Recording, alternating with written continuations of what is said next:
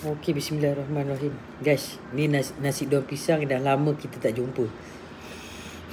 Dia punya daun pisang ni dia balut penuh ni. Penuh. Jadi bau dia tu. Wangi, vibe dia tu. Rasa apa? Rasa kenangan nasi lemak dulu-dulu. Walaupun aku tak pernah hidup zaman dulu, tapi tahu dapat rasa.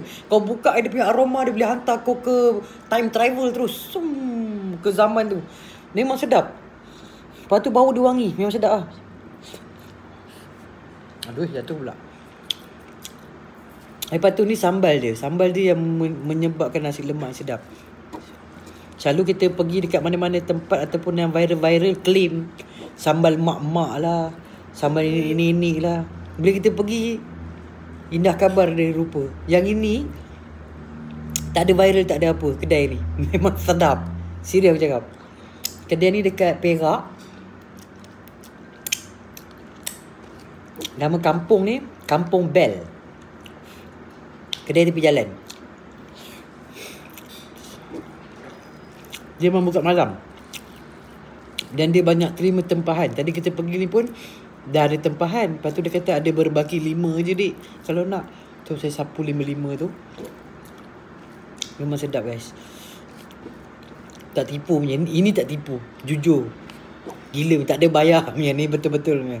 Memang dia punya engkau daripada nak diet malam itu jadi cheat day.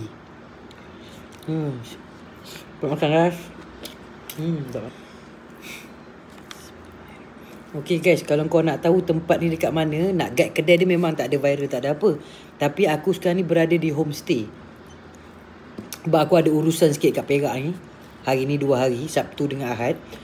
So aku sewa homestay ni, aku tengok dekat TikTok ke kat Google tadi lah. Kat Facebook, kat Google tak ingat. Nama homestay ni Homestay Kak Ita. Dekat depan dia ni ada sizzling apa semula, dia orang membuka. Yang kedai nasi lemak ni sebelah kedai sizzling ni. Dan dia punya kedai pun vibe dia macam cantik lah. Jadi aku kejap lagi lepas makan, aku tunjukkan korang view luar homestay ni. Stay tuned guys. Okay guys, ni homestay dia ada A, dia ada B. So yang ni dua-dua kita orang book lah. Alhamdulillah. Okay, ni dia punya luar dia aku cakap sizzling tu.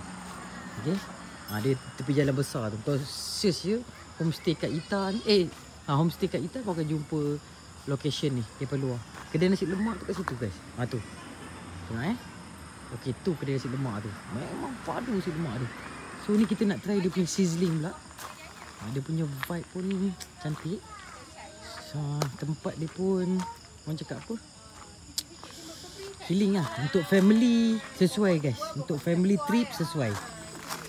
So kita pergi ni pun atas family trip.